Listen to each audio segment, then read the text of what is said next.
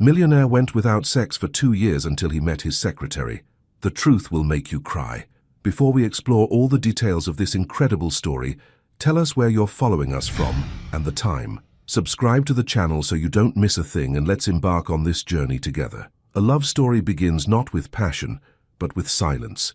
October 2024. The 42nd floor of Meridian Tower pierced Boston's morning sky like a steel needle, and Peter Johnson stood behind floor-to-ceiling windows, watching the city wake up below.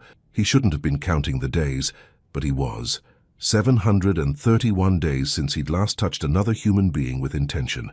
731 days since December 15th, 2022, since he'd allowed himself to feel desire, to be intimate with anyone, to remember what it meant to be a man instead of just a survivor existing in expensive suits. His reflection stared back at him from the glass, tall, broad-shouldered, with sandy brown hair perfectly styled and storm-grey eyes that had once been warm. Now they held the kind of emptiness that came from choosing numbness over pain. The charcoal Tom Ford suit fit him like armor, every thread designed to project power, control, untouchability. "Mr. Johnson?" The voice belonged to his current assistant, a nervous young man named Timothy, who'd lasted longer than most, 3 months. "Your 9 o'clock is here." Peter didn't turn around. "Send them to conference room B. I'll be there in 5 minutes. "Actually, sir, it's the interview for your new executive assistant. The agency said this candidate comes highly recommended." Executive assistant. The title felt foreign on his tongue. He'd gone through 7 assistants in 2 years, not because he was cruel, but because he was absent, distant, a ghost in an expensive suit who signed documents and attended meetings without ever truly being present. "Fine." He straightened his tie, a gesture so automatic it required no thought. "Conference room A." The walk through his office suite felt longer than usual. His footsteps echoed against marble floors, past modern art he'd never really looked at, through hallways lined with awards and accolades that meant nothing to him anymore. Success without purpose, achievement without joy. Conference room. A smelled like fresh coffee and expensive leather. Peter settled into the chair at the head of the polished mahogany table, opening the candidate file without reading it. The ritual was always the same. Go through the motions, hire someone competent, maintain professional distance until they inevitably left for a position where their boss actually engaged with human beings. The door opened. "Good morning, Mr. Johnson. I'm Naomi Reed." Peter's head snapped up, and for the first time in 731 days, his carefully constructed walls trembled. She stood in the doorway with the kind of presence that filled a room without demanding attention. Naomi Reed was beautiful in a way that transcended physical features, though her deep brown skin seemed to glow in the morning light, and her natural hair was styled in elegant twists that framed her face perfectly. She wore a sophisticated navy dress that spoke of professionalism without hiding her natural grace. But it wasn't her appearance that made Peter's breath catch. It was her eyes, deep, intelligent, and surprisingly calm. They looked at him, really looked, without the mixture of intimidation and calculation he'd grown accustomed to. There was no agenda in her gaze, no attempt to impress or seduce or manipulate. Just a quiet strength that seemed to say, "I see you. Please have a seat." His voice came out rougher than intended. Naomi moved with fluid confidence, settling into the chair across from him. She folded her hands calmly, waiting, not fidgeting, not rushing to fill the silence with nervous chatter, just present. Peter realized he'd been staring and forced himself to look down at her resume. "You've worked for Hartwell & Associates for 3 years. "Yes, sir. I've handled executive operations for the senior partners there." "Why are you leaving?"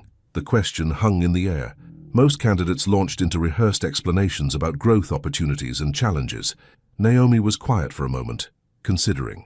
"Because I believe everyone deserves to work with people who value them," she said simply. "And I think some people need that more than others." Peter's pen stopped moving across the paper. He looked up again, searching her face for hidden meaning, for the catch.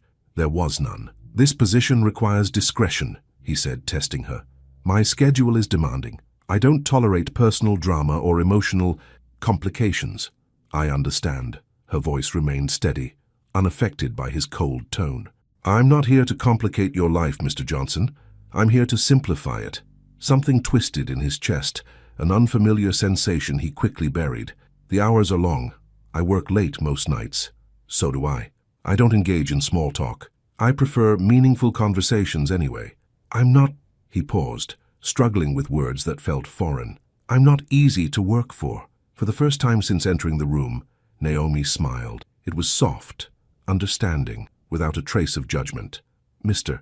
Johnson, she said gently, I'm not here to make you easy. I'm here to make your job easier. There's a difference.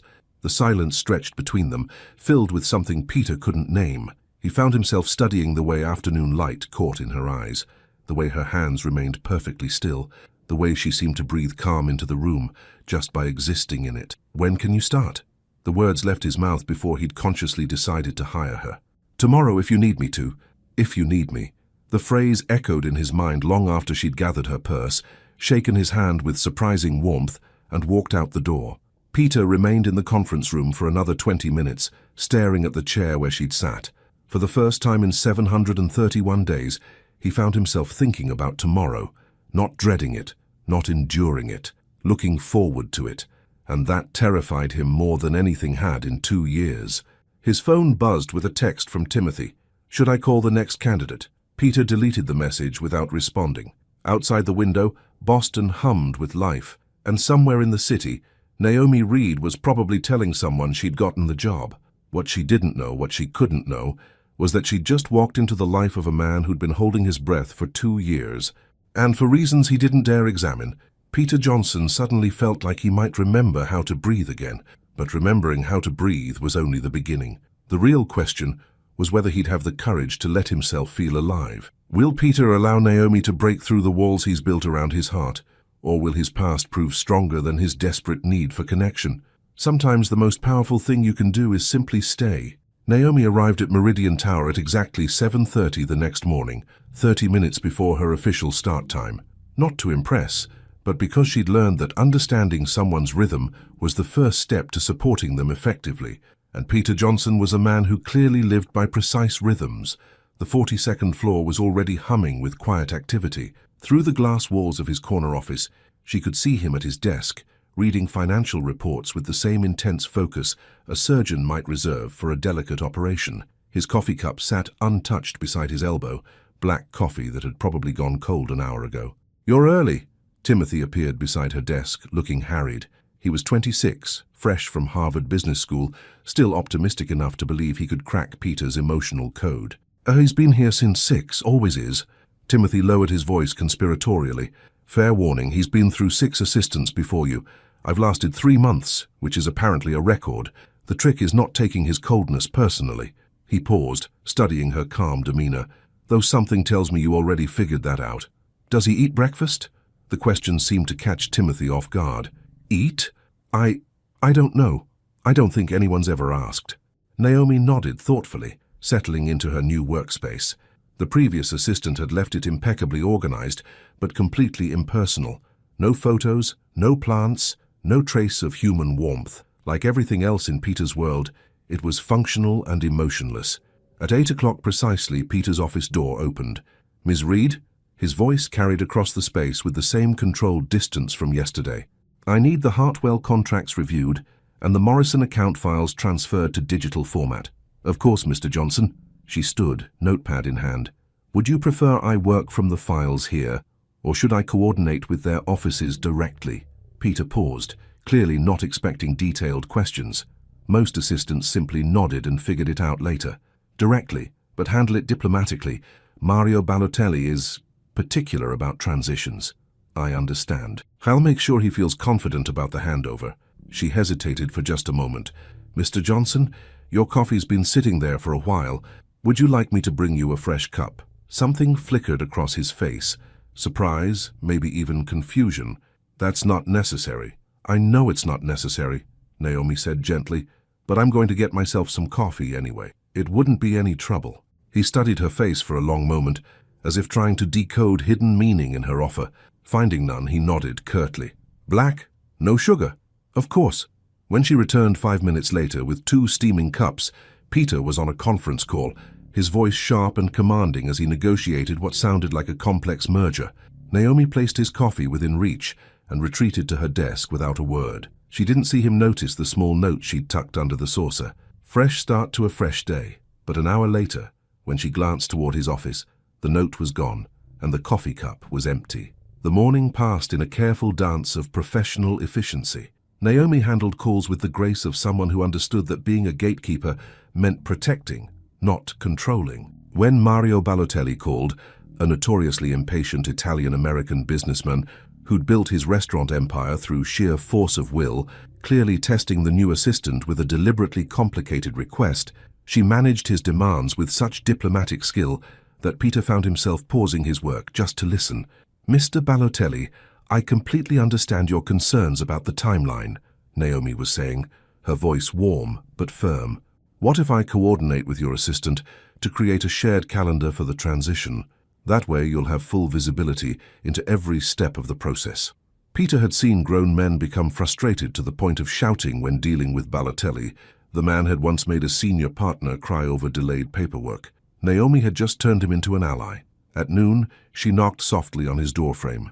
"Mr. Johnson, I'm taking my lunch break.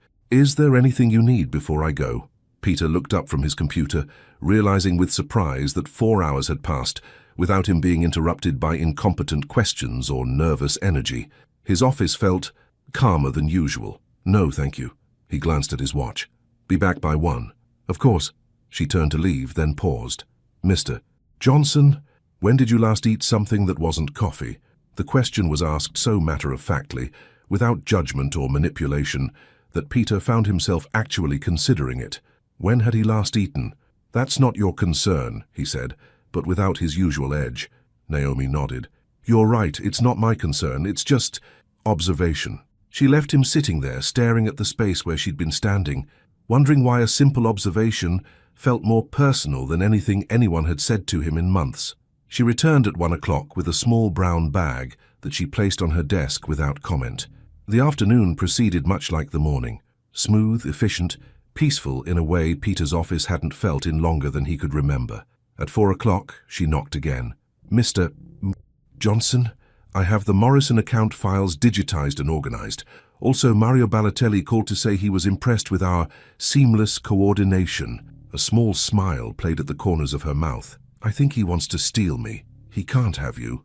The words came out sharper than Peter intended, surprising them both. He cleared his throat. "The contracts, are they ready for my review?" "On your desk." She hesitated at the doorway. "Mr. Johnson, I noticed you have a standing appointment every Tuesday at 3. Should I block that time permanently, or would you prefer case-by-case scheduling?" Peter's hand stilled on the papers. Tuesday at 3. The cemetery. The weekly visit he'd never mentioned to anyone. Never put on any official calendar. "How did you—" "Timothy mentioned you're always unavailable Tuesday afternoons, but there's never anything on your calendar.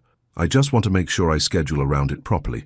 She wasn't prying, she was simply noticing, being considerate of patterns that mattered to him, even if she didn't understand them. "Block it," he said quietly. "Permanently." "Done." She turned to leave again, then paused once more.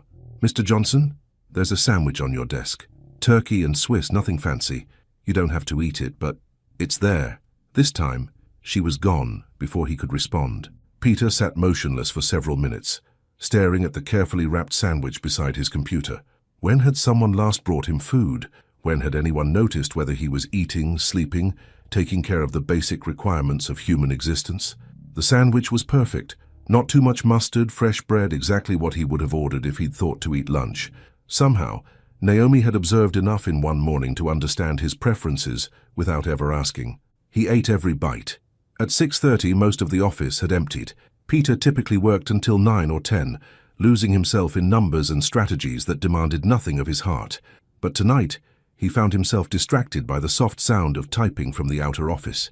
He emerged to find Naomi still at her desk, a small reading lamp casting warm light over her workspace.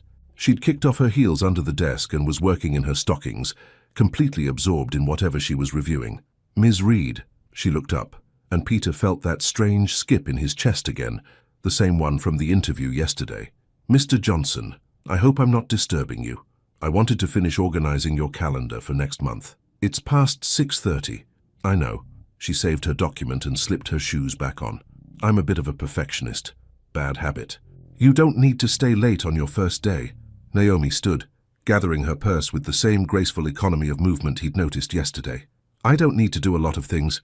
I just prefer to do them well." She paused at the elevator bank, and for a moment Peter felt an almost overwhelming urge to ask her to stay longer, to find some excuse, some additional task that would keep her voice in the office just a little while more.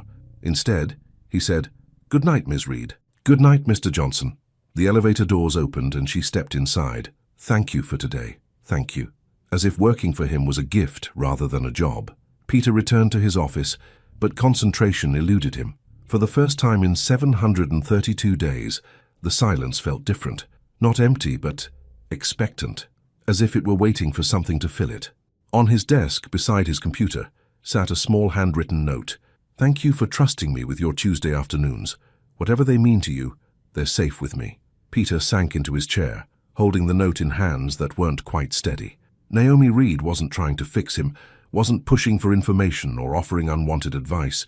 She was simply present, respectful, real. And for the second night in a row, he found himself looking forward to tomorrow. But tomorrow would bring its own challenges, because Peter was beginning to realize that the greatest danger wasn't Naomi trying to break down his walls. It was how effortlessly she was slipping through the cracks. Can Peter maintain his emotional distance when Naomi's quiet care is slowly melting defenses he spent 2 years building? And what will happen when she discovers the real reason behind his Tuesday appointments? Love begins in the smallest gestures, grows in quiet moments, and blooms in unexpected silences. By Friday morning, Peter had stopped pretending he didn't look forward to seeing Naomi's car pull into the parking garage at 7:30 each day. Her silver Honda Civic, practical, reliable, unpretentious, had become as much a part of his morning routine as his first cup of coffee. What he hadn't expected was how thoroughly she would transform not just his office, but his entire approach to existing in the world. The changes were subtle. A small succulent plant now sat on the corner of her desk, its green leaves catching morning light. Classical music played softly from her computer speakers. Nothing intrusive, just enough to soften the harsh edges of corporate sterility. The coffee in the break room was suddenly better. She'd quietly replaced the standard blend with something that actually tasted like coffee instead of burnt water. But it was the notes that undid him. Every morning, tucked discreetly beside his coffee cup, Naomi left small handwritten messages. Not motivational quotes or cheerful platitudes that would have made him cringe. Just observations, thoughts, gentle acknowledgments of his humanity. "The sunrise was beautiful this morning, hope you noticed. You smiled at something on your computer yesterday. It looked good on you. Rainy days make the office feel cozier somehow. Thank you for saying please when you asked for the Jenkins files." Small kindnesses matter. Peter had never mentioned the notes, but they'd become as essential to his morning as breathing. He found himself saving them in his desk drawer, handling each small piece of paper like something precious. Friday afternoon brought an unexpected crisis. The Eastbridge merger, 6 months of careful negotiation, threatened to collapse over a legal technicality that had surfaced at the last minute. Peter's conference room filled with lawyers, executives, and nervous energy as voices grew sharp and tempers frayed. "This is exactly the kind of oversight that costs millions," snapped Gerald Hoffman, Eastbridge's lead counsel. "How did we miss this clause in the environmental assessment?" Peter felt the familiar ice settle over him, the cold control that had carried him through every crisis for the past 2 years. But as he prepared to deliver the kind of cutting response that would put everyone in their place and solve nothing, a soft knock interrupted the tension. "Excuse me, Mr. Johnson." Naomi's voice cut through the chaos like a warm breeze. "I have the original environmental reports from 2019 that might clarify the discrepancy." Every head in the room turned toward her. She stood in the doorway, holding a thick file folder, completely unbothered by the sea of expensive suits and hostile expressions. "How did you—" Gerald began. "I called the EPA office this morning when I saw the meeting on Mr. Johnson's calendar," Naomi explained calmly. "I thought it might be helpful to have historical context." She moved to the table and opened the folder with practiced efficiency. According to the original assessment, the clause in question was added as an amendment in 2020, which postdates the initial agreements. The room fell silent as everyone absorbed this information. Peter stared at her, something tight and grateful expanding in his chest. She'd anticipated a problem he hadn't even known existed and solved it before the crisis could escalate. "The amendment creates a separate compliance timeline," she continued, "which means the current merger can proceed under the original parameters while the new requirements are addressed in Phase 2. Gerald's expression shifted from hostility to grudging respect. "That's Actually brilliant. Why didn't our research team find this? Sometimes fresh eyes help, Naomi said diplomatically. Would you like me to coordinate with both legal teams to draft the amended timeline? An hour later, after handshakes and relieved laughter, the room had cleared. Peter remained at the conference table, still processing what had just happened. Miss Reed, she appeared in the doorway, somehow managing to look both professional and approachable despite having just saved a multi-million-dollar deal. Yes, Mr. Johnson, that was... He struggled for words that felt adequate. How did you know to research the environmental reports? I didn't know, she admitted, but you've been tense all week whenever the Eastbridge files crossed your desk, and you only get that particular line between your eyebrows when something's bothering you that you can't control. That particular line between your eyebrows. She'd been watching him closely enough to catalogue his expressions, to read the subtle signs of his stress. You saved the deal, he said quietly. We saved the deal. Her correction was gentle but firm. I just did the research. You knew exactly how to use it. Peter found himself studying her face, the intelligence in her dark eyes, the calm confidence in her posture, the way she deflected praise without diminishing her own contribution. When had someone last worked with him instead of simply for him? Thank you, he said, and meant it more than he'd meant anything in months. You're welcome. She hesitated at the doorway. Mr. Johnson, it's almost 7. You should probably go home. I have the Patterson report to finish. The Patterson report can wait until Monday.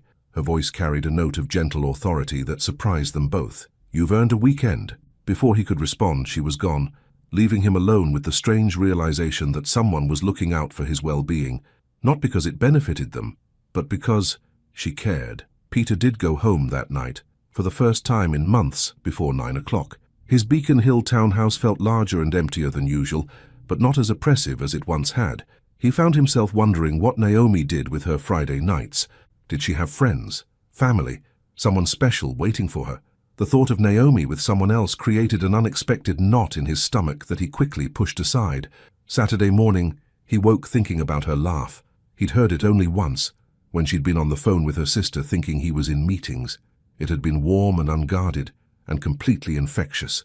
By Sunday evening, Peter Johnson, CEO, millionaire, master of emotional compartmentalization, was forced to admit a terrifying truth. He was looking forward to Monday morning not because of work, but because Naomi Reed would be there. And that recognition brought with it a flood of guilt so intense it nearly staggered him. Samantha, his wife's name whispered through his mind like an accusation. How could he look forward to seeing another woman? How could he find himself thinking about Naomi's smile, her voice, her gentle presence, when Samantha was cold and alone in the ground because he'd been too late to save her?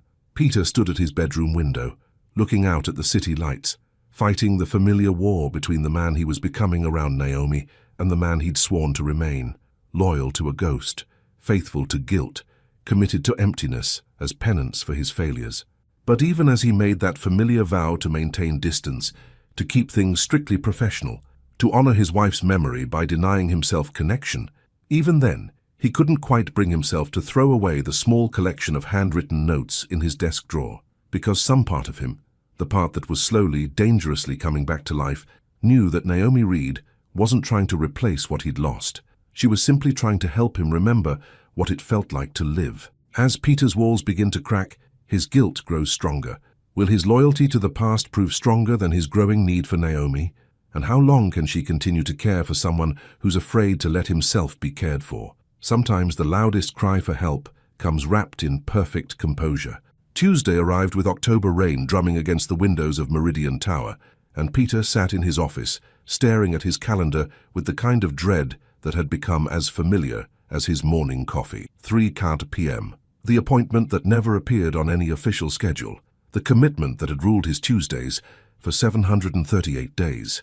Mount Auburn Cemetery. Section 15. The headstone that read Samantha Claire Johnson, beloved wife, in elegant script that somehow made the finality feel both more real and completely impossible.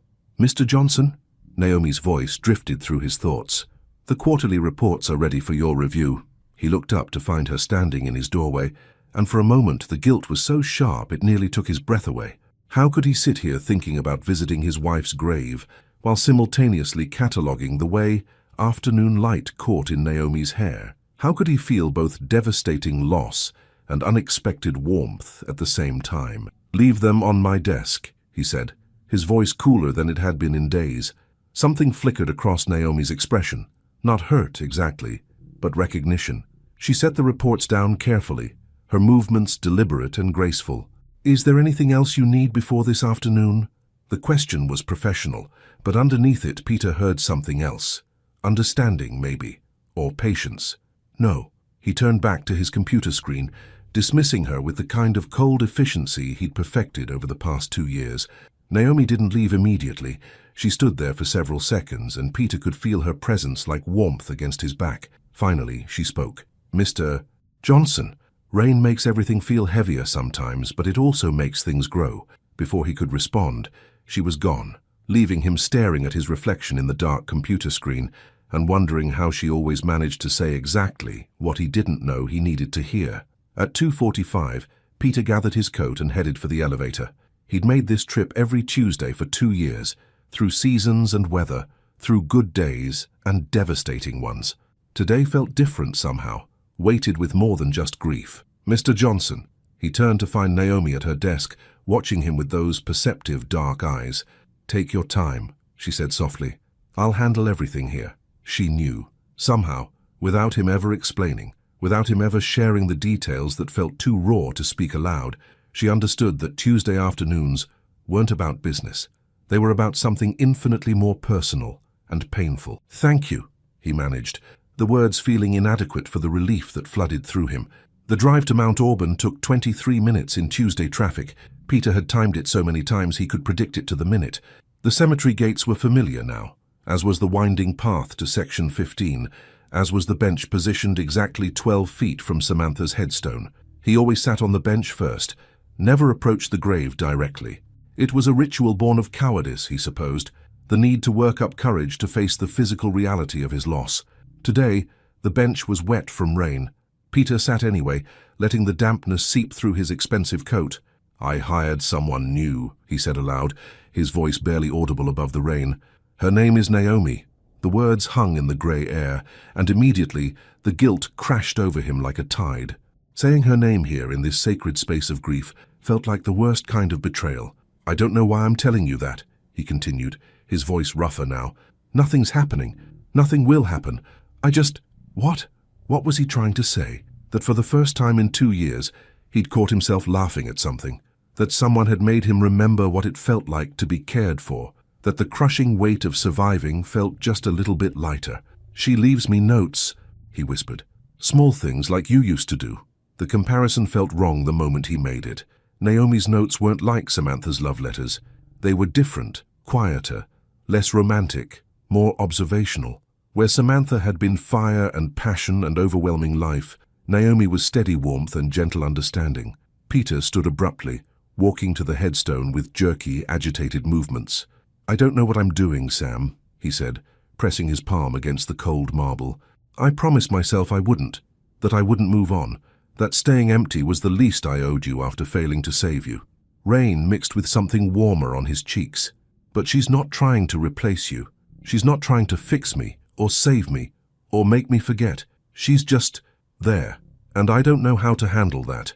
The cemetery was silent, except for rain on leaves and distant traffic. No divine wisdom, no signs, no clear path forward. Just Peter, standing in the rain, talking to marble and earth and memories. "What am I supposed to do?" he asked the headstone, the sky, the universe that had taken everything good from his life, and then, inexplicably, sent him Naomi Reed. No answer came.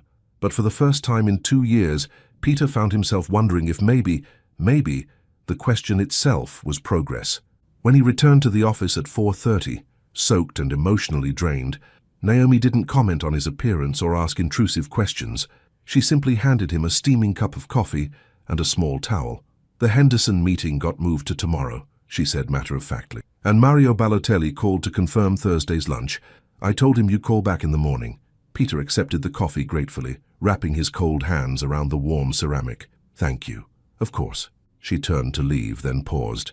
"Mr. Johnson? There's soup in the break room, tomato basil. I thought—" Well, it seemed like a soup kind of day. She disappeared before he could respond, and Peter found himself standing in his office, holding coffee that tasted like comfort, thinking about soup made by someone who noticed when he needed warmth. An hour later, when he ventured to the break room, he found a thermos of soup waiting on the counter with another small note. Some Tuesdays are harder than others. You don't have to carry everything alone.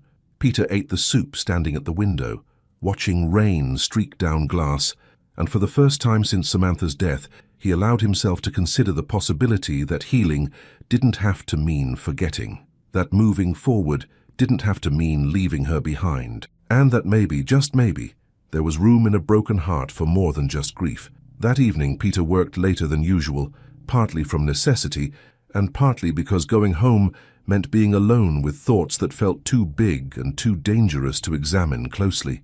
At 8 o'clock, he noticed light still spilling from Naomi's workspace. He found her at her desk, a takeout container of salad beside her keyboard, working on what looked like a comprehensive reorganization of his filing system. "Ms. Reed," his voice came out softer than he'd intended. "You should go home." She looked up, and in the artificial light of the office, her face was luminous and kind. "I'm almost finished," she said. "Besides, someone needs to make sure you remember to eat dinner. That's not your job." "No," she agreed, "but caring about people isn't really a job, it's just who you are." The simple statement hit him like a physical blow. When had someone last cared about his basic human needs? When had someone noticed whether he ate, slept, took care of himself beyond the mechanical requirements of staying alive? Naomi. Her first name slipped out before he could stop it, intimate and warm in the quiet office. She smiled, really smiled, for the first time since he'd known her. "Yes, Peter." The sound of his name in her voice sent something electric and terrifying through his chest. They stood there in the glow of desk lamps and city lights, separated by 3 feet of space that suddenly felt both insurmountable and negligible. "Nothing," he said finally. "Just thank you. For today, for the soup, for understanding what I couldn't say." "Everyone needs someone who understands," Naomi said quietly, "even when they can't explain what there is to understand. Especially then." The words hung unspoken between them, loaded with recognition and possibility, and the kind of dangerous hope that Peter had spent 2 years learning to avoid. But as he watched Naomi gather her things, as he found himself memorizing the graceful curve of her neck and the way her hands moved with quiet purpose, Peter realized that avoidance was becoming impossible, because Naomi Reed wasn't just breaking down his walls anymore, she was making him want to help her do it. Peter's carefully constructed barriers are cracking under the weight of Naomi's gentle persistence, but with growing feelings comes growing guilt. Can he find peace with his past, or will his loyalty to a ghost destroy his chance at a future? The most dangerous moment isn't when walls come down, it's when you realize you want them to. Thursday evening arrived with the kind of exhaustion that comes from fighting yourself all day. Peter had spent the 48 hours since Tuesday's cemetery visit in a constant state of internal warfare, part of him craving Naomi's presence, part of him consumed with guilt for that very craving. The office had emptied hours ago, but neither of them had made any move to leave. Peter sat at his desk, pretending to review contracts while actually watching Naomi through his office's glass walls as she organized files with her characteristic grace and efficiency.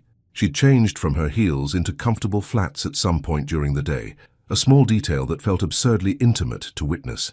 Her hair had loosened slightly from its morning style, soft tendrils framing her face as she worked. Every few minutes, she would tuck a strand behind her ear in a gesture so unconsciously feminine it made Peter's chest tighten with want he had no right to feel. "Mr. Johnson," her voice broke through his thoughts. "I'm going to grab some coffee. Would you like some?" "Yes, no. Stay where I can see you. Leave before I do something we'll both regret." "Please," he heard himself say. Minutes later, Naomi appeared in his doorway carrying 2 steaming mugs, her presence filling the space with warmth that had nothing to do with the coffee. She set his cup on the desk with careful precision, and when her fingers accidentally brushed his, Peter felt electricity shoot up his arm. She noticed. He saw it in the slight widening of her eyes, the soft intake of breath. For a moment they both stared at their hands, hers still extended, his wrapped around the warm ceramic, the space between them charged with possibility. Naomi. Her name came out rougher than he intended, and she looked up to meet his gaze directly. "Yes?" The simple word hung between them, loaded with invitation and question, and something that felt dangerously close to permission. Peter started, then stopped, lost in the depths of her dark eyes.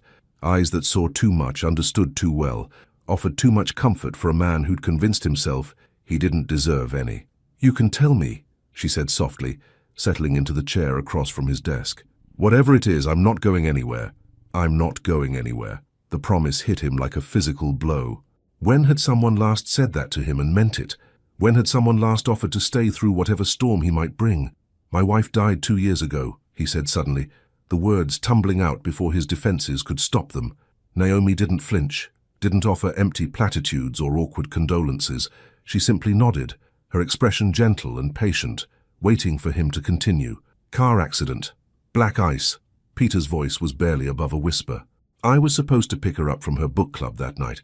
I was running late, some crisis at the office that couldn't wait until morning." His hands trembled around the coffee cup, and he set it down carefully. "By the time I got to the hospital," he closed his eyes, seeing again the sterile hallway, the doctor's apologetic face, the crushing weight of forever settling on his shoulders. She was already gone. Peter. His name in her voice was like a balm, gentle and non-judgmental and somehow healing.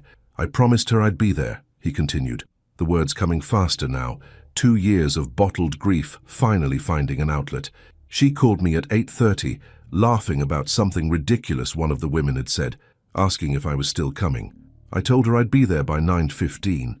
At 9:20 I was still in this office, arguing with lawyers about a contract that didn't matter to anyone." Naomi leaned forward slightly, her entire focus on him, and Peter felt something crack open in his chest.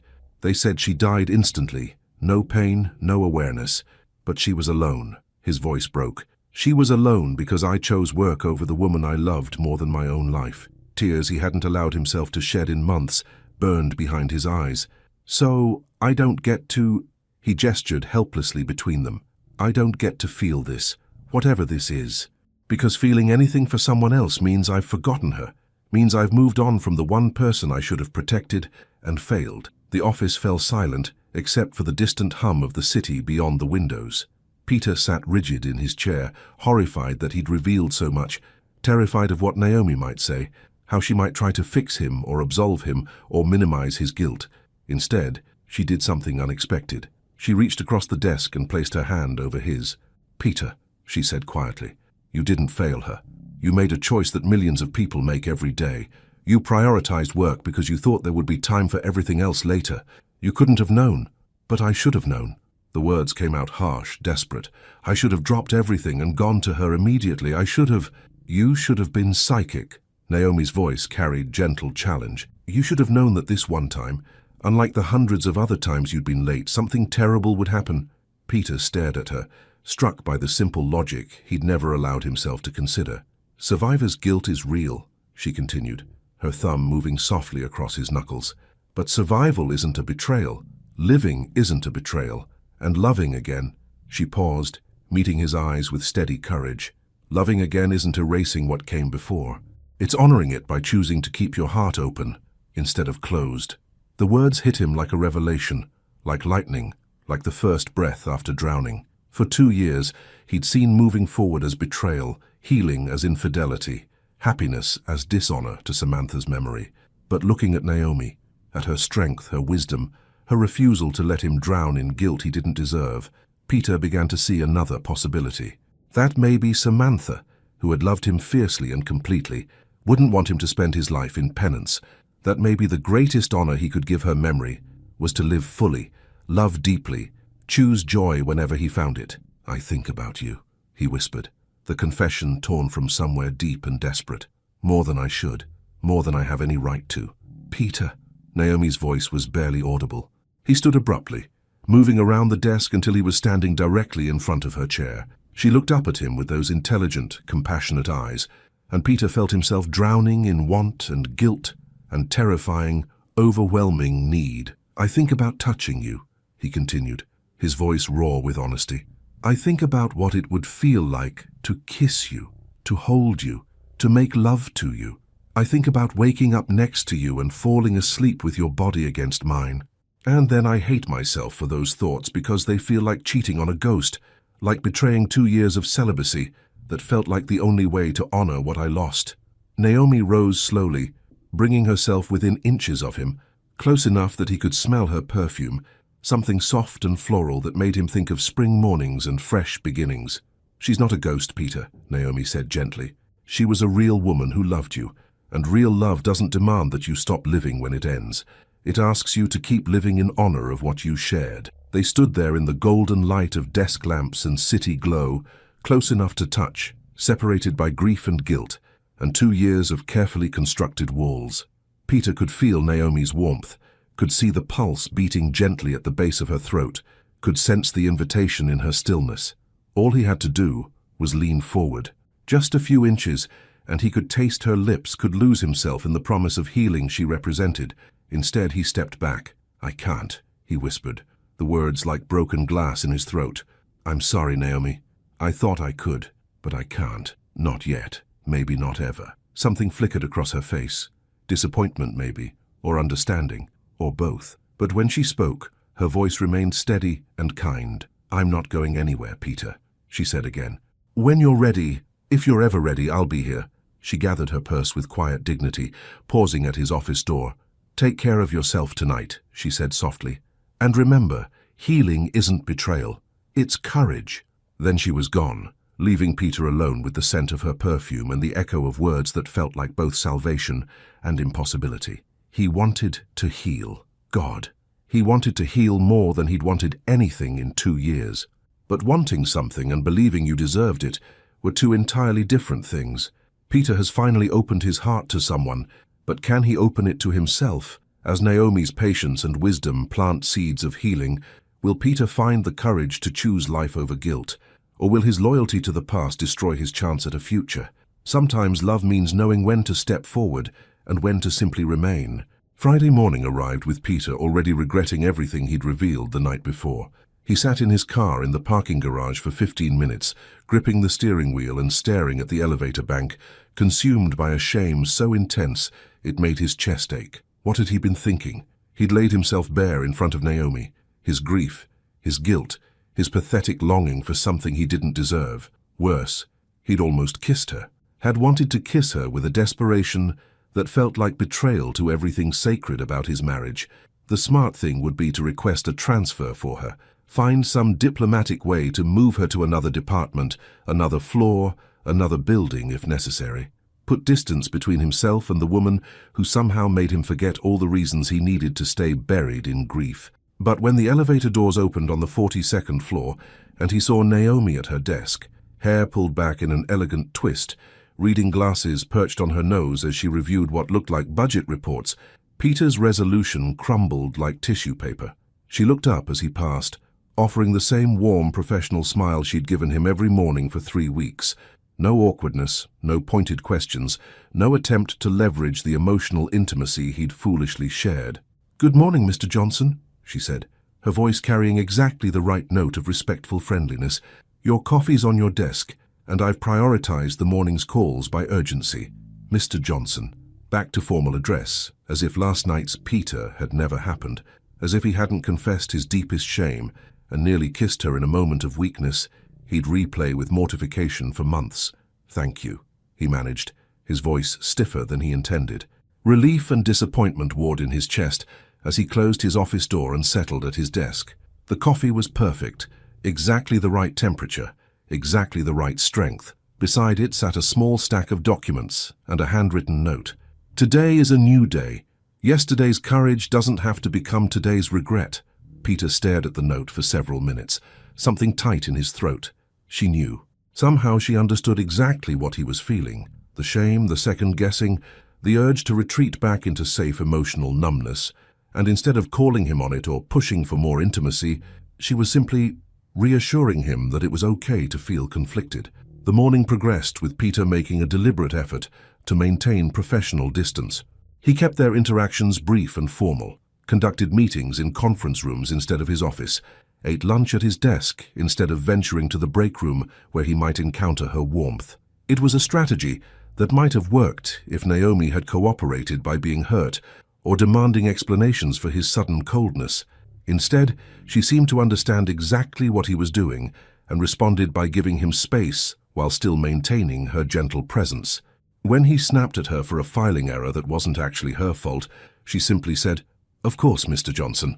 I'll correct that immediately," without a trace of wounded pride.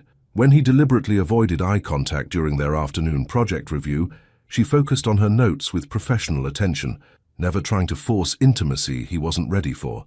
And when he made the mistake of glancing up during a particularly difficult phone call, to find her quietly organizing his schedule with competent grace, the look of understanding in her eyes nearly undid his carefully constructed emotional barriers. By late afternoon, Peter's internal war had reached a breaking point. Part of him was grateful for Naomi's emotional intelligence, her ability to read his needs and respond accordingly. Part of him was frustrated that she wasn't making it easier to push her away.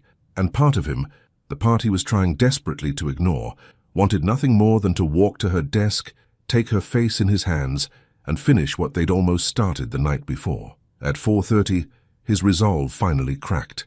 "Ms. Reed," he called from his office doorway. "Could you come in here, please?" She entered with her usual composed grace, settling into the chair across from his desk, with hands folded calmly in her lap, waiting, not pushing, not demanding, just present. "About last night," Peter began, then stopped, struggling with words that felt simultaneously necessary and impossible. "What about it?" Naomi's voice was gentle, curious, without a trace of judgment or expectation. "I shouldn't have. I crossed a line, professionally and personally. It won't happen again."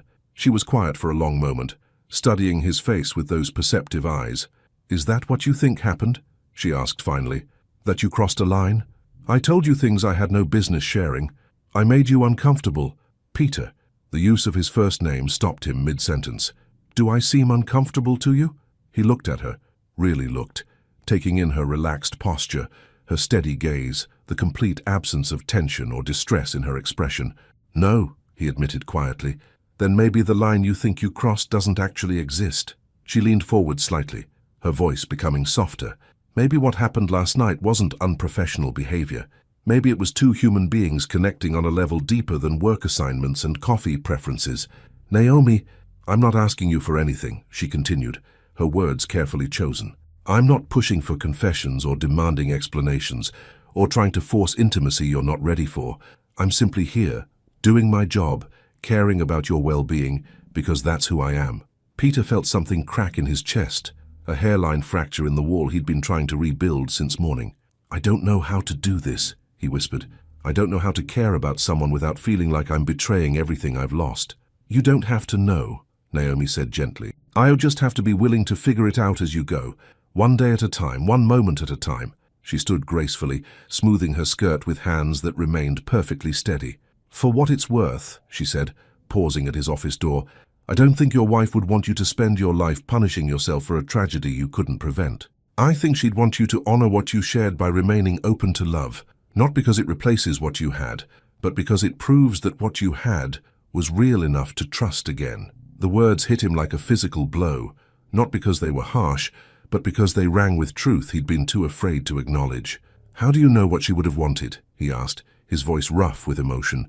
Naomi smiled, soft, sad, infinitely understanding. "Because that's what love does, Peter. Real love doesn't hoard or possess or demand eternal mourning. It gives freely, hopes boldly, and trusts that hearts are big enough to hold both precious memories and new possibilities." She left him then, sitting at his desk in the golden afternoon light, surrounded by the debris of his carefully constructed emotional fortress. And for the first time in 2 years, Peter wondered if maybe, just maybe, Samantha would approve of the woman who was slowly, gently teaching him how to live again. That evening, Peter didn't stay late at the office. He drove home through Boston traffic, bought groceries for the first time in months instead of surviving on takeout, and cooked himself dinner while thinking about brown eyes and gentle wisdom and the radical courage it took to love someone without guarantees. On his kitchen counter, he found himself writing a note on the back of a grocery receipt. "Thank you for seeing me, all of me, and staying anyway." Tomorrow he would leave it on her desk beside her morning coffee. Tomorrow he would take the first small step toward believing he might deserve happiness after all. Because Naomi Reed wasn't just teaching him about love, she was teaching him about grace. Peter's walls are crumbling, but healing is never linear. As Naomi's wisdom plants seeds of self-forgiveness, can Peter find the courage to choose love over loyalty to guilt? The hardest battle isn't against the past, it's for the future. Courage isn't the absence of fear, It's choosing love despite the terror of losing it again.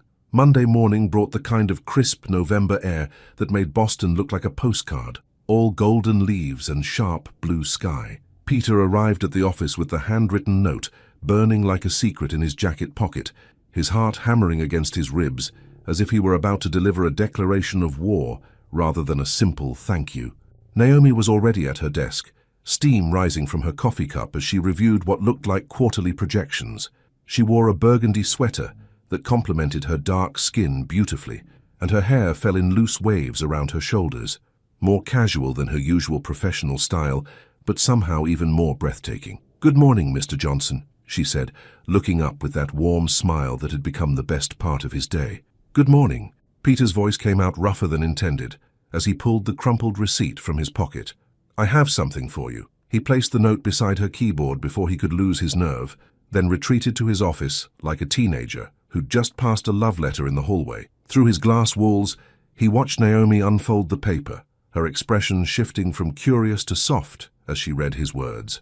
When she looked up, their eyes met across the space between their offices, and Peter felt something shift inside him, a subtle but seismic movement, like the first crack in winter ice. She mouthed two words, "Thank you," and Peter smiled, actually smiled, for the first time in longer than he could remember.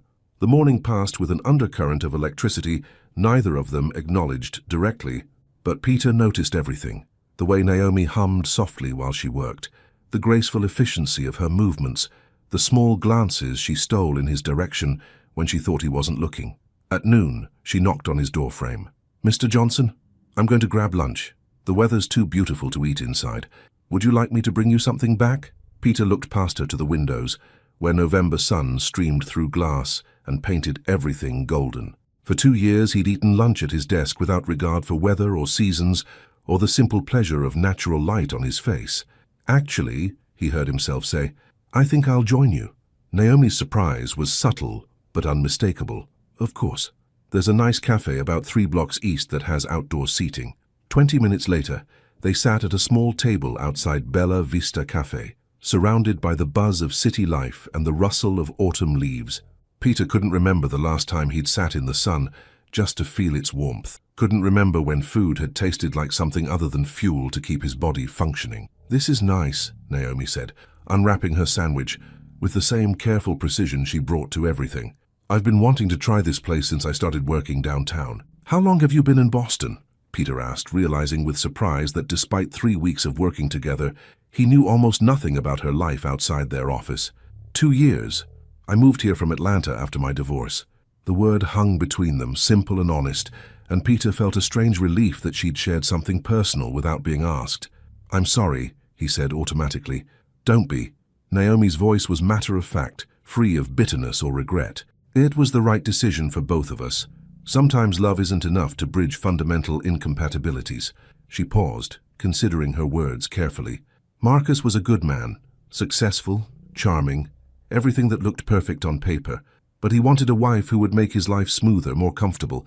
I needed a partner who would challenge me to grow." Peter leaned forward, intrigued by her openness. "What happened?" "We spent 3 years trying to change each other instead of accepting who we were." Naomi's fingers traced patterns on the table. "He thought my career ambitions were cute until they interfered with his social calendar. I thought his traditional values were charming until I realized he expected me to give up everything I'd worked for to play hostess to his business associates."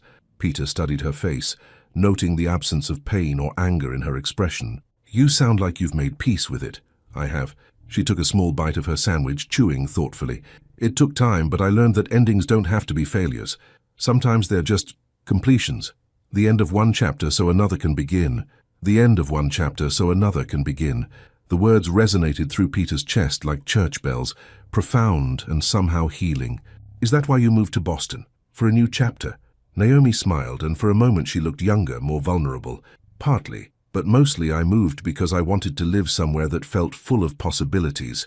Atlanta was beautiful, but it was also full of memories that kept me looking backward instead of forward." Peter understood that feeling with devastating clarity. "And Boston feels like looking forward?" "It does now." She met his eyes directly, and there was something in her gaze that made his breath catch, especially lately. They sat in comfortable silence, surrounded by the ordinary magic of sun and conversation and shared understanding. Peter found himself watching the way light caught in Naomi's hair, the graceful movement of her hands, the soft curve of her lips when she smiled. For the first time in 2 years, he wasn't thinking about the past. He was completely, utterly present.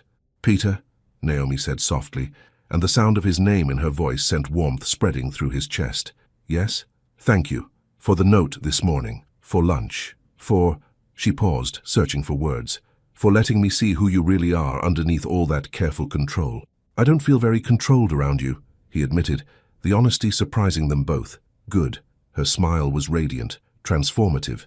"Control is overrated anyway." They walked back to the office slowly, neither eager to return to the formal boundaries of their professional relationship. Peter found himself matching his pace to Naomi's, acutely aware of her presence beside him, the subtle scent of her perfume, the way her hand swung gently as she walked. In the elevator, they stood closer than necessary, and Peter felt the warmth radiating from her body like a promise. "Naomi," he said, as the floors ticked by. "Yes?"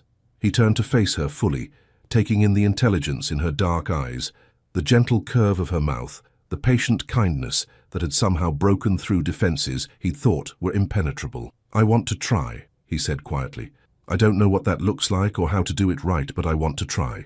With you." Her smile was like sunrise, gradual and glorious and full of possibility. "We don't have to figure it all out today," she said gently. "We just have to be willing to take it one step at a time." The elevator dinged softly as they reached their floor, but neither of them moved toward the opening doors. "Naomi," Peter said again, and this time there was something different in his voice, something raw and honest and brave. "Yes? Would you have dinner with me tonight?" Not as your boss asking his assistant, but as— he struggled for words to define what they were becoming. As a man who would very much like to spend more time with a woman he finds remarkable in every way. Her answer came without hesitation.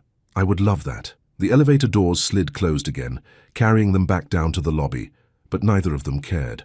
They were too busy looking at each other, too busy marveling at the courage it had taken to ask, and the grace it had taken to accept. 8 o'clock, Peter asked. 8 o'clock, Naomi confirmed. As the elevator carried them back up to the 42nd floor, Peter felt something he hadn't experienced in 753 days. Anticipation for tomorrow. And for the first time since losing Samantha, the future looked less like an endurance test and more like an adventure waiting to unfold.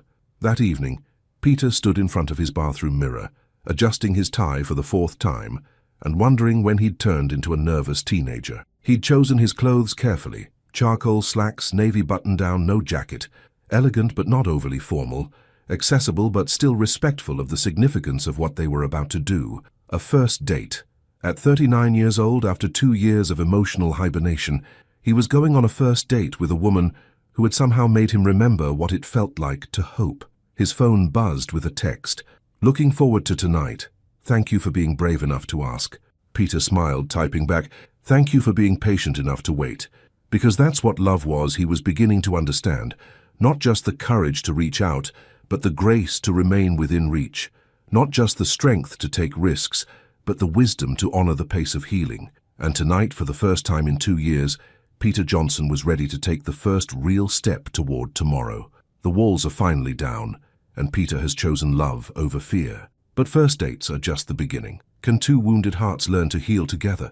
And what will happen when they discover that sometimes the greatest love stories begin with the simple courage to try? Some conversations happen with words, others happen with glances, touches, and the space between heartbeats. The restaurant Peter had chosen, Sorrelina in the Back Bay, struck the perfect balance between intimate and unpretentious.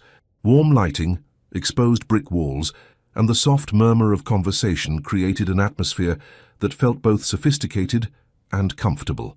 He arrived 15 minutes early, partly from nervousness and partly because he wanted to compose himself before seeing Naomi outside the familiar territory of their office. At exactly 8 o'clock she appeared in the doorway, and Peter felt his breath catch in his throat.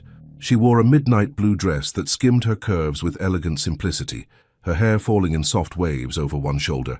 But it wasn't just her beauty that stopped him.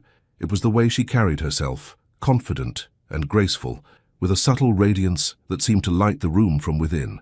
Their eyes met across the restaurant, and Naomi smiled, Not the professional smile he'd grown accustomed to, but something warmer, more personal, full of anticipation and gentle joy. "Hi," she said as she reached his table, her voice softer than usual, intimate in a way that made his pulse quicken.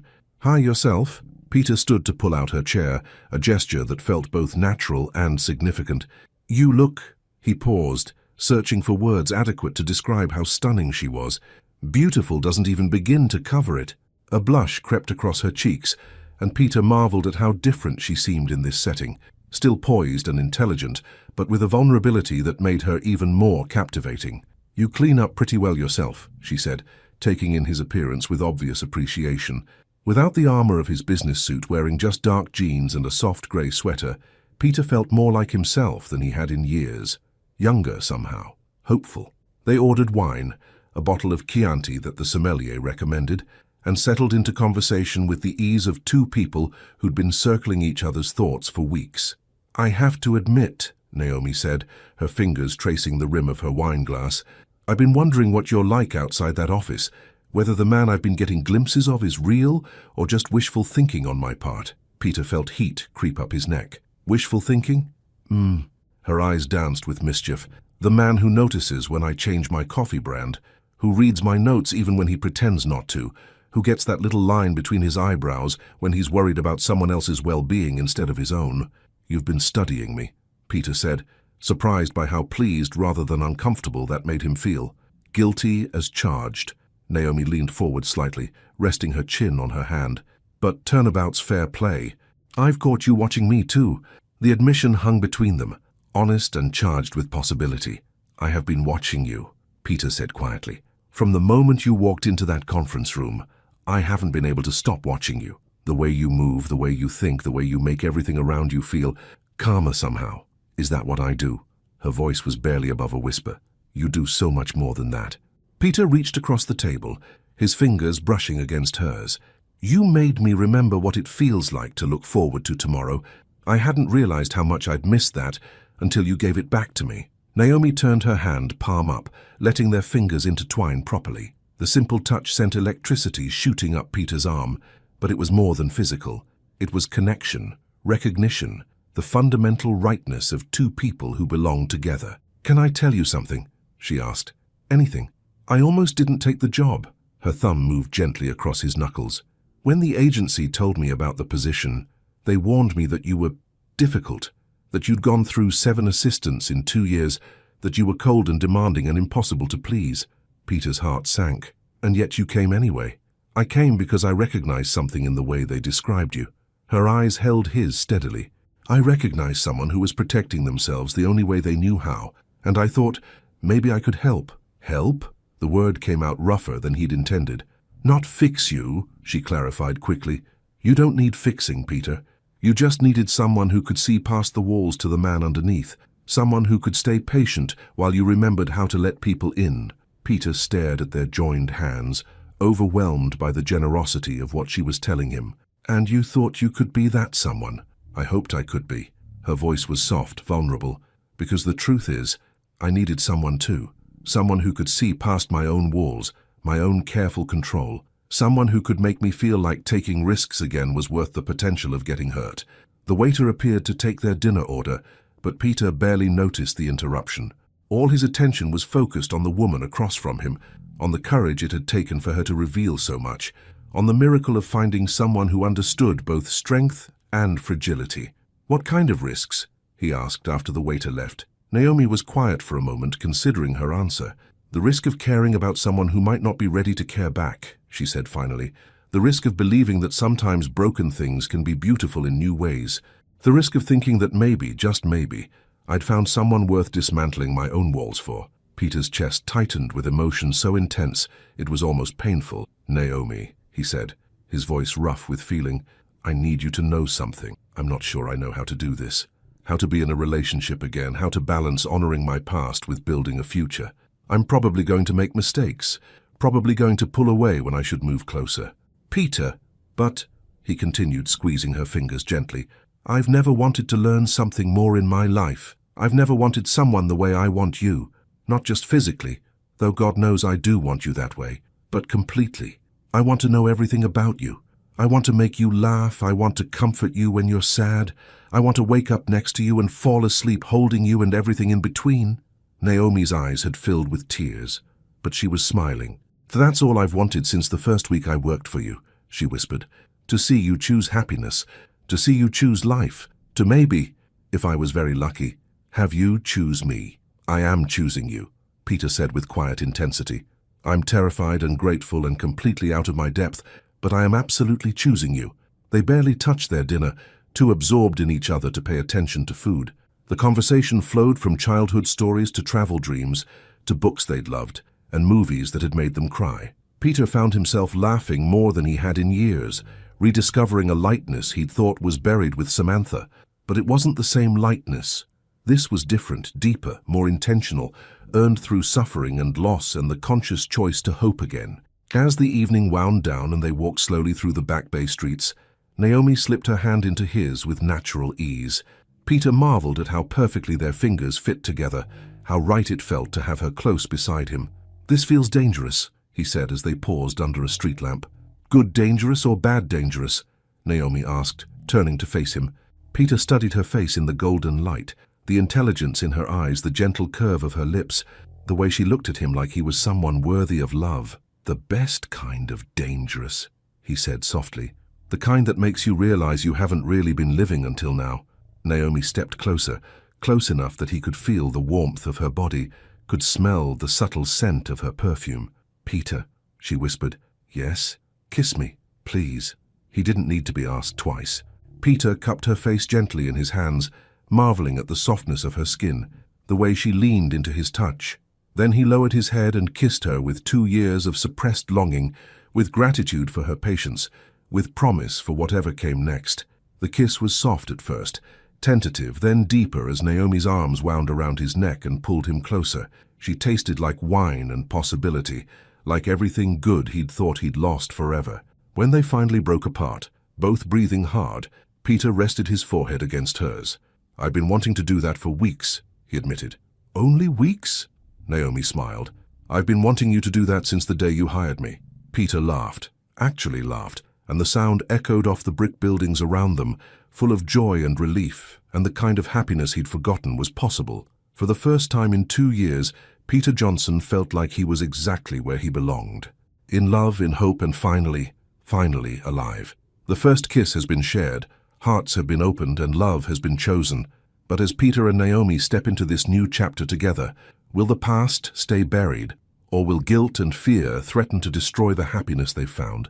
The scariest moment isn't falling in love, it's waking up and choosing to stay in love despite everything that could go wrong. Tuesday morning arrived with the kind of crisp December air that made Boston sparkle, and Peter found himself standing outside Meridian Tower at 7:15, waiting for Naomi's silver Honda, with an anticipation that bordered on teenage nervousness. Last night had been perfect. The dinner, the conversation, the walk through Back Bay streets, and that kiss. God, that kiss, that had rewritten every assumption he'd made about what he was capable of feeling again. But morning had a way of bringing doubt, and Peter couldn't shake the fear that daylight might reveal last night as a beautiful mistake. What if Naomi regretted it? What if the professional boundaries they'd crossed couldn't be uncrossed? What if he'd imagined the connection between them, the way she'd looked at him like he was someone worth loving? At 7:32, her car pulled into the garage, and Peter felt his heart rate spike. Through the windshield, he could see her profile as she gathered her purse and coffee cup, the same graceful efficiency she brought to everything. But when she stepped out of the car and saw him waiting, her face transformed with a smile so radiant it could have powered the building. "Good morning," she said, walking toward him with that fluid grace he'd memorized weeks ago. "Good morning." His voice came out rougher than intended, still caught somewhere between relief and residual fear. "I wanted to—" "Peter." She stopped directly in front of him, close enough that he could smell her perfume, see the warmth dancing in her dark eyes. "Are you okay?" The simple question, asked with such genuine concern, nearly undid him. "I was terrified you'd regret last night," he admitted quietly. Naomi's expression softened with understanding.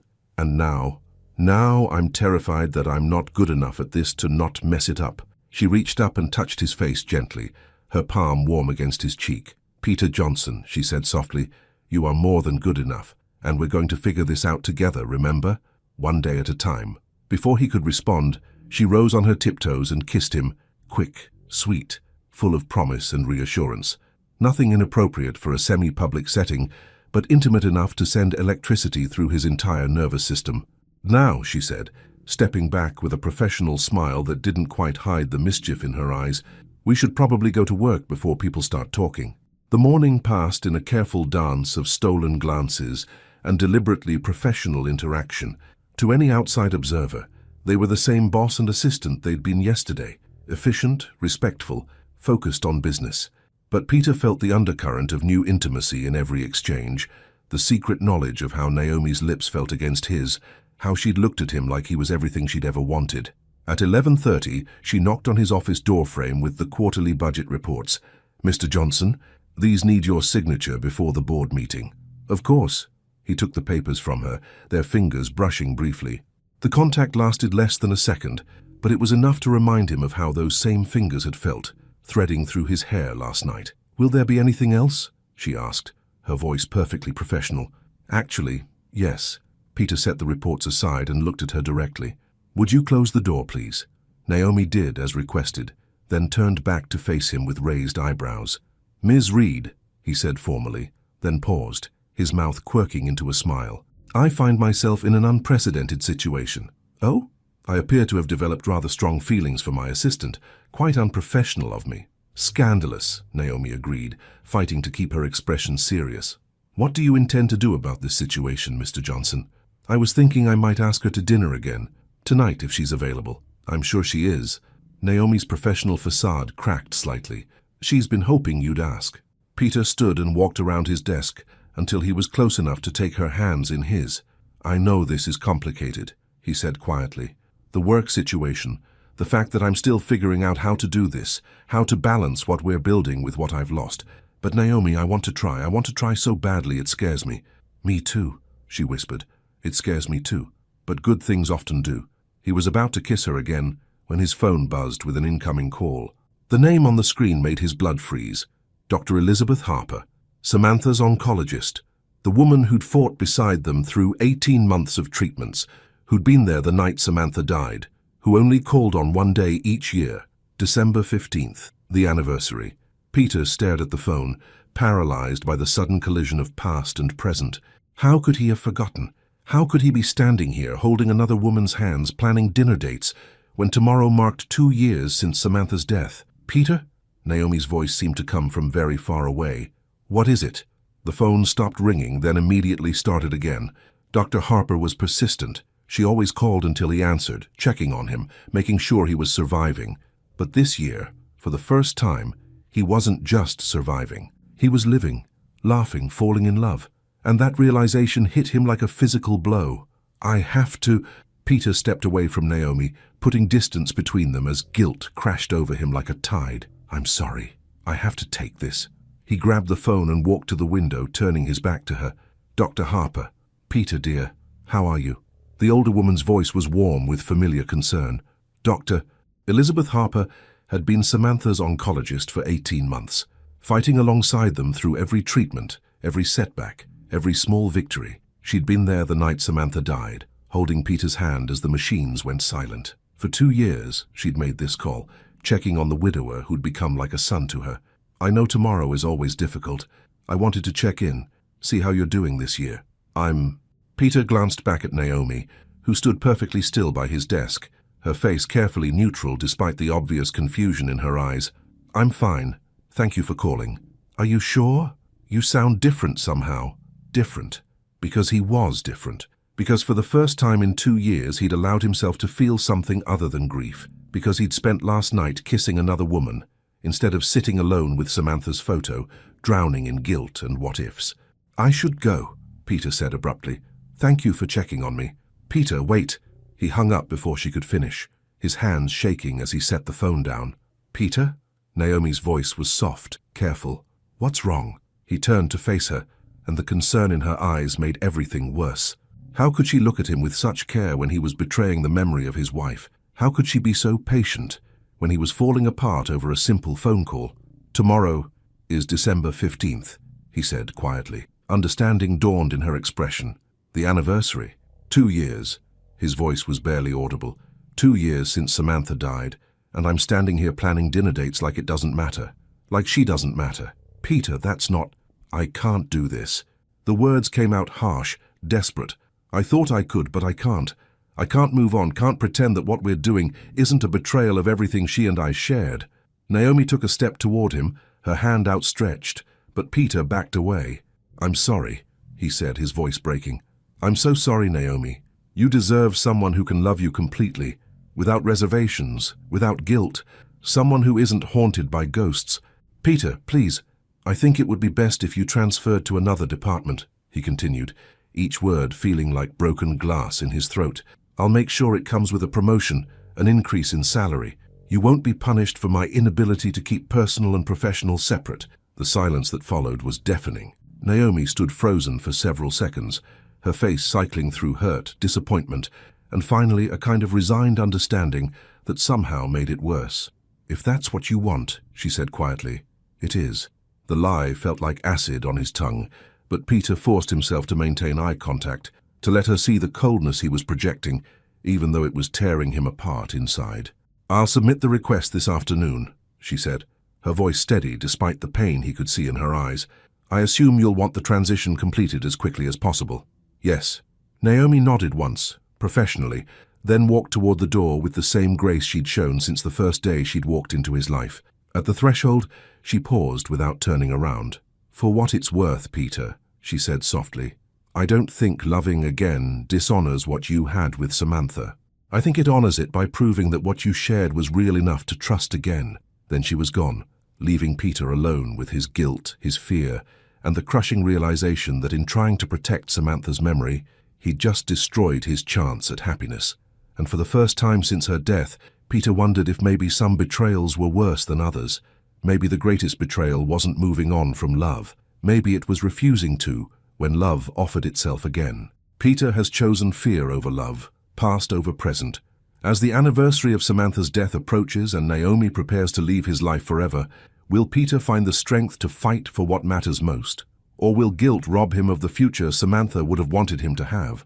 Sometimes the greatest act of love isn't holding on, it's knowing when to release what's gone so you can embrace what's possible. December 15th arrived with a Boston blizzard that seemed designed to match Peter's internal storm. He stood at his bedroom window at 5:47 a.m., watching snow erase the familiar landscape, making the world look foreign and new. 2 years.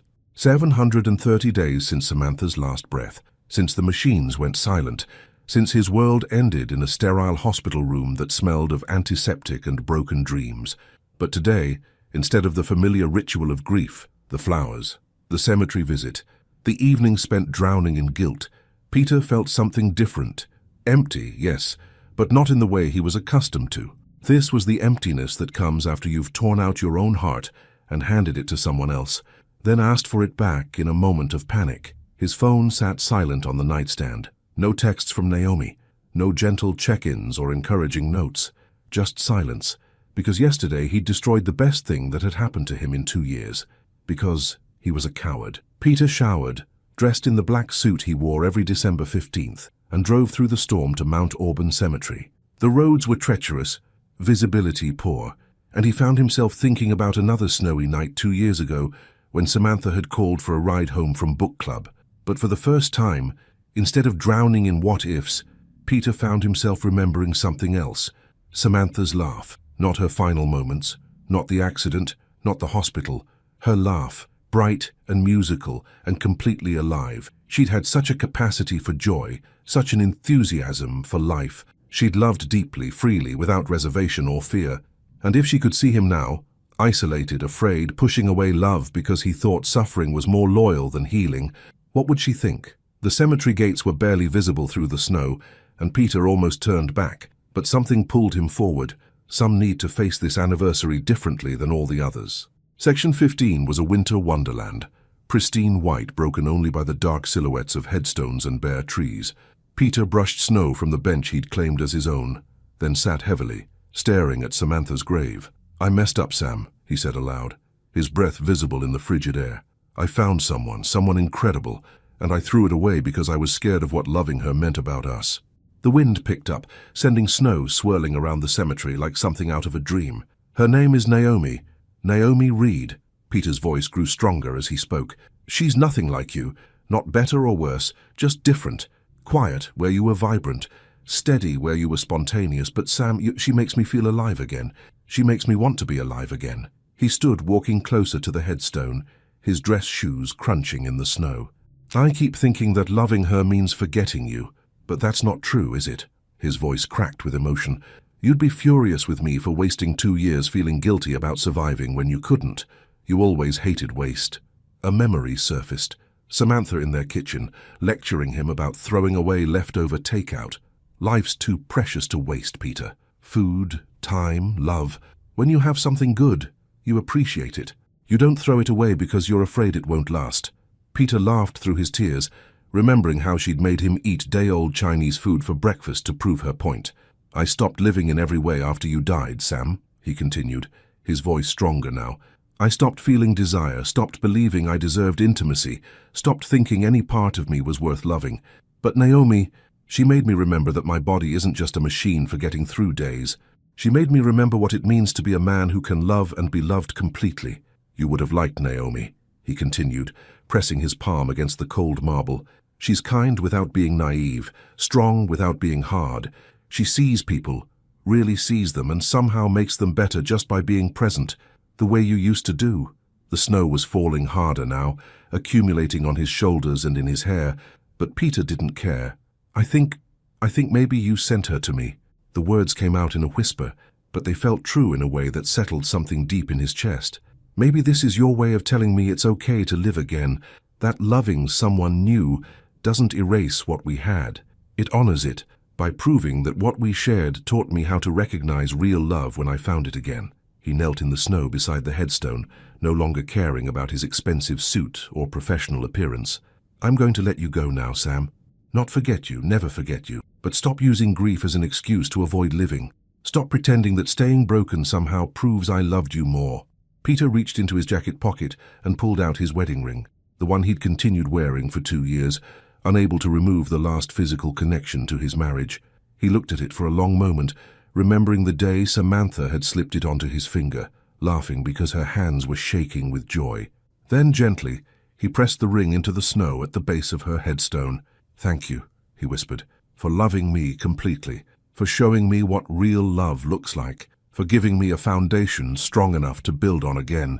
As he stood, Peter felt something shift inside him, not the breaking apart he'd feared, but a settling into place, like a bone that had been set wrong finally snapping into proper alignment. He wasn't betraying Samantha by choosing life. He was honoring her by refusing to waste the love she'd taught him how to give. And Naomi, God, Naomi deserved so much better than his fear and cowardice, if it wasn't too late. The drive back to the city took 45 minutes through increasingly treacherous roads, but Peter barely noticed the conditions. His mind was focused on one thing, finding Naomi before she disappeared from his life forever. He tried calling her cell phone from the car, straight to voicemail. Tried the office, no answer. Finally, he called Timothy. Mr. Johnson, are you okay? The office is closed today because of the storm. Timothy, I need Naomi Reed's home address. It's urgent. Sir, I'm not sure I'm authorized to... Please. Peter's voice broke slightly. I made a terrible mistake, and I need to fix it before I lose the best thing that's happened to me in years. A pause. Then, Beacon Hill, 423, Charles Street, apartment 3B. 20 minutes later, Peter stood outside a charming brownstone, soaked from the snow and shaking with something that had nothing to do with cold. Her car was in the small parking area behind the building. She was home. He climbed 3 flights of narrow stairs, his heart pounding harder with each step. At apartment 3B he paused, gathering courage he wasn't sure he possessed. Then he knocked. Footsteps approached, a security chain rattled, and the door opened to reveal Naomi in sweatpants and an oversized sweater, her hair pulled back in a messy bun. She looked beautiful and comfortable, and completely shocked to see him. Peter? Her voice was carefully neutral. What are you doing here? I came to apologize, he said simply, and to ask if it's too late to be the man you deserve instead of the coward I've been. Naomi studied his face, taking in his snow-dampened hair, his dress clothes, the vulnerability he was no longer trying to hide. You're soaked, she said finally. "Come in before you freeze to death." Her apartment was small but warm, filled with books and soft lighting and the kind of personal touches that made a space feel like home. Peter stood dripping in her entryway, suddenly uncertain how to begin. "Today was the anniversary," he said quietly. "I know." Her voice was gentle.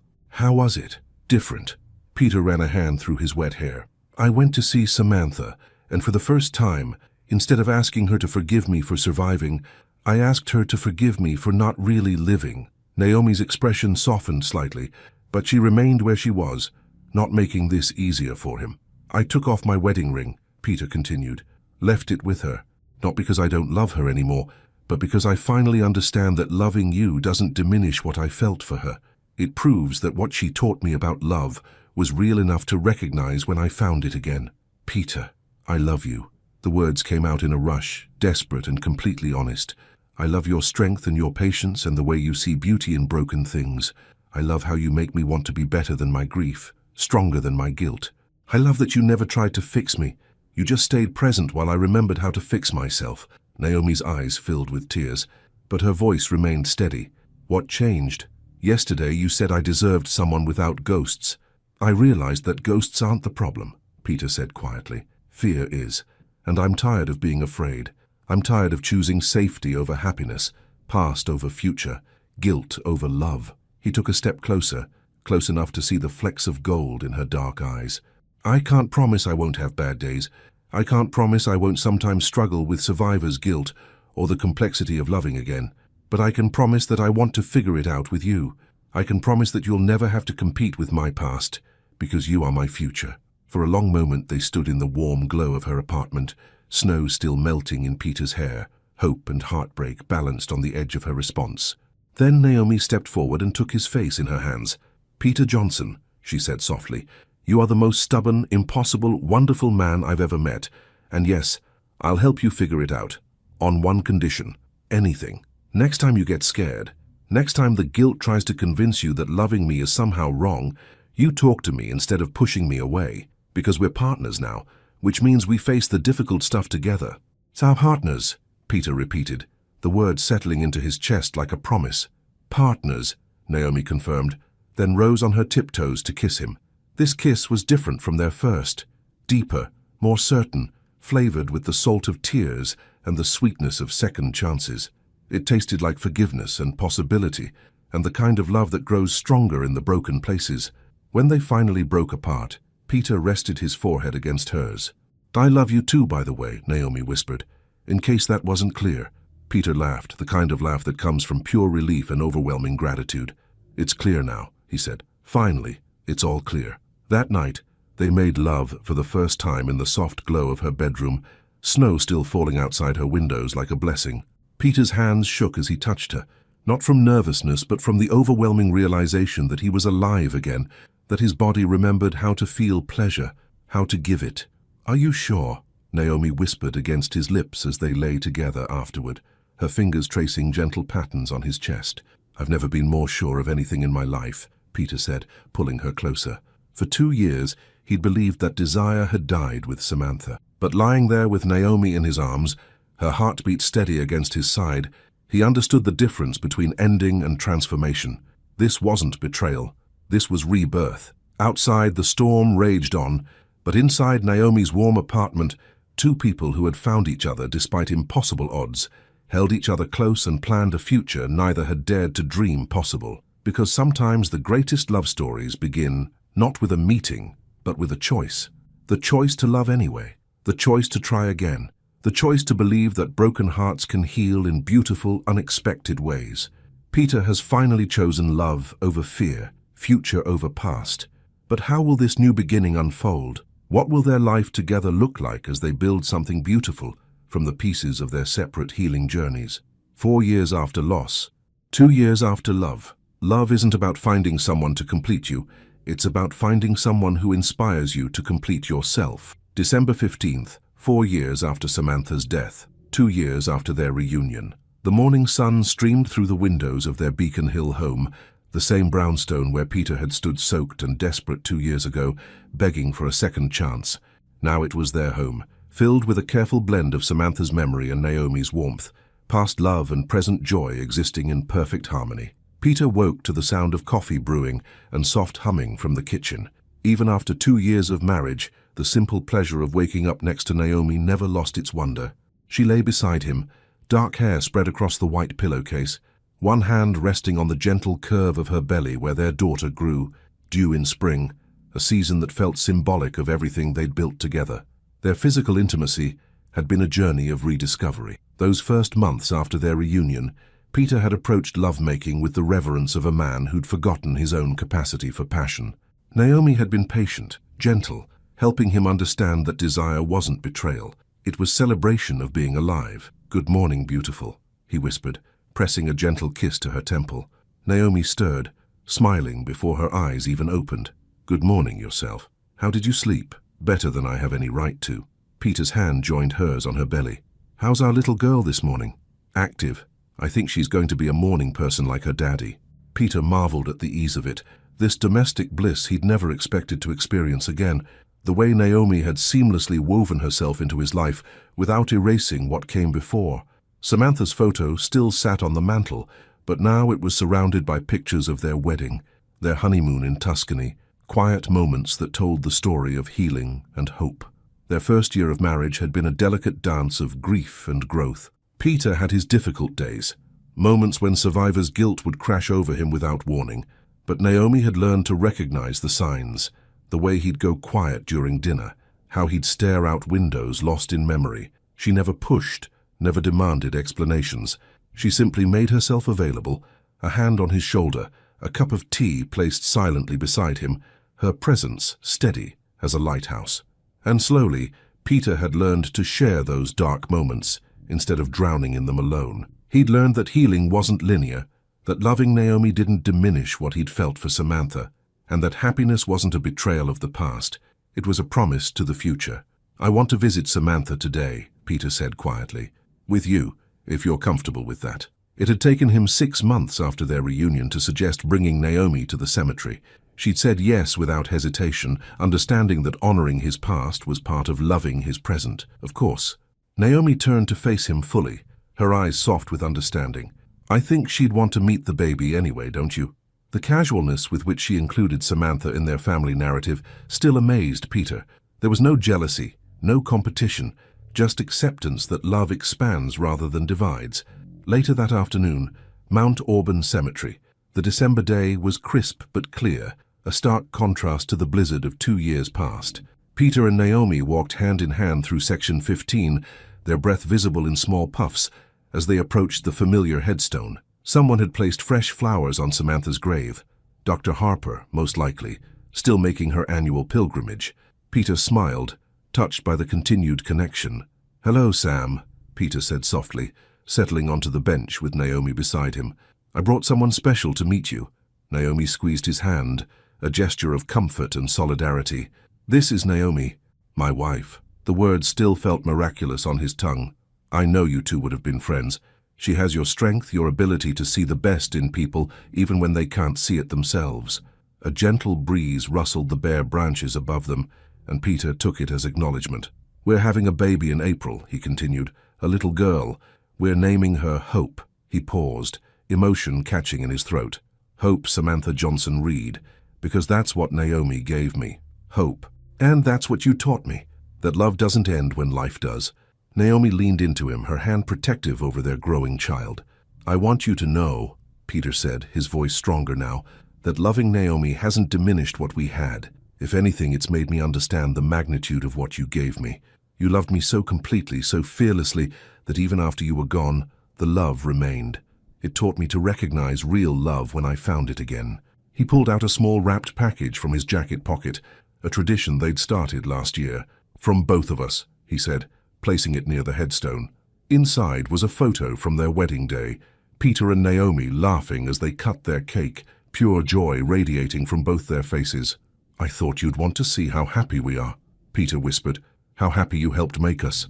They sat in comfortable silence for several minutes, the late afternoon sun casting long shadows across the cemetery. Finally, Naomi spoke. "Thank you, Samantha," she said softly, "for loving him so well that he knew how to love me, for making him the man who wasn't afraid to grieve completely and heal completely, for teaching him that hearts are big enough for both precious memories and new dreams. Peter felt tears slip down his cheeks, not tears of grief anymore, but tears of gratitude for the complicated beauty of it all. As they walked back to their car, Naomi suddenly stopped. "Peter," she said, her voice filled with wonder. "What is it? Do you feel that?" She took his hand and pressed it against her belly. For a moment, Peter felt nothing. Then, a gentle flutter, like butterfly wings against his palm. Their daughter, moving for the first time he could feel. "She's saying hello," Naomi whispered. Peter laughed through his tears, overwhelmed by the perfection of the moment. Here, in the place where he'd learned to let go of the past, he was feeling the first signs of their future. "Hello, sweetheart," he said to Naomi's belly. "We can't wait to meet you." As they drove home through the Boston streets, Christmas lights beginning to twinkle in the early dusk, Peter reflected on the journey that had brought them here. The grief that had nearly destroyed him, the love that had saved him, the courage it had taken to choose hope over fear. "Do you ever regret it?" he asked Naomi as they sat in traffic. "Taking a chance on someone so broken?" Naomi turned to look at him, her eyes bright with love and certainty. "Peter Johnson," she said firmly, "you weren't broken. You were healing. There's a difference, and I've never regretted loving someone brave enough to heal." Later that evening, their Beacon Hill home was warm with golden light and the smell of dinner cooking. Peter had surprised himself by developing a love for cooking, something that had emerged during their courtship when he'd realized takeout wasn't appropriate for wooing the woman of his dreams. Now their Saturday evenings often consisted of him experimenting in the kitchen while Naomi read nearby, occasionally offering suggestions or simply enjoying the domesticity they'd built together. "Timothy called today," Naomi said from her spot on the couch, one hand absently stroking her belly. "He wanted to know if we'd come to his engagement party next month. Apparently, he credits us with showing him what real love looks like." Peter smiled, stirring the pasta sauce. Timothy had become more than just a former colleague. He'd become a friend, someone who'd witnessed Peter's transformation and celebrated their love story. "I'd like that. It'll be good to see him happy." "He said something else," Naomi continued, her voice soft with affection. "He told me that watching you learn to love again gave him the courage to propose to Sarah. He said you were his example, that it's possible to choose happiness over fear." Peter set down his spoon and walked to where she sat, settling beside her on the couch they'd picked out together, a compromise between his minimalist aesthetic and her love of comfort. He placed his hand over hers on her belly, feeling the gentle movements of their daughter. "We did something good, didn't we?" he said quietly. "Despite all the fear and doubt and nearly giving up, we created something beautiful." "We did." Naomi leaned into him, her head finding its natural place on his shoulder. "And we're going to teach her that love isn't something to be afraid of. It's something to be brave for." That night, as they lay in bed with her head on his chest and his hand protective over their growing child, Peter felt the complete contentment that comes from being exactly where you belong. He'd spent 2 years believing that surviving when Samantha couldn't was a betrayal. Now he understood the truth. Surviving and thriving and loving again was the greatest honor he could give her memory. Because Samantha's love had been real enough, strong enough, transformative enough to teach him that hearts broken by loss could be made even more beautiful in the mending. And sometimes, if you're very lucky and very brave, the mending comes with a love so profound, it feels like a gift from the person you lost. Some love stories end with, "Until death do us part." But the most beautiful ones end with, "Until love brings us together again." Not the same love, not replacement love, but love born from love, nurtured by memory, and strong enough to honor the past while embracing the future. That's what Peter and Naomi had built. Not despite the ghost of Samantha's love, but because of it. Because real love doesn't end. It just learns to love differently. And sometimes, if we're very lucky, it teaches us to love again. Final message. Sometimes the greatest tragedy isn't losing someone you love. It's refusing to love again when your heart is ready to heal. Peter Johnson spent 2 years believing that loyalty meant staying broken. Naomi Reed taught him that true loyalty means becoming whole enough to love fully again. Their story reminds us that healing isn't betrayal, moving forward isn't forgetting, and opening your heart to new love doesn't diminish what came before.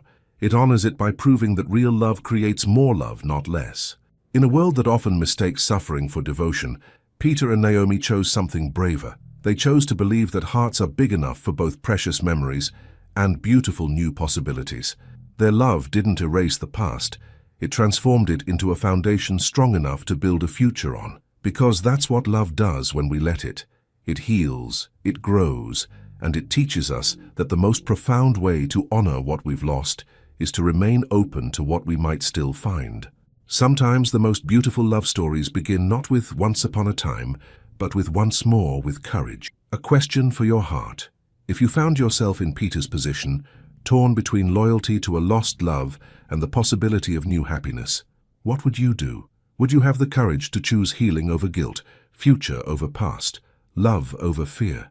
Your thoughts and reflections mean everything. Please share what this story stirred in your heart. The end. Thank you so much for watching until the end. If you enjoyed this story, don't forget to subscribe to the channel, leave a like, and comment your thoughts.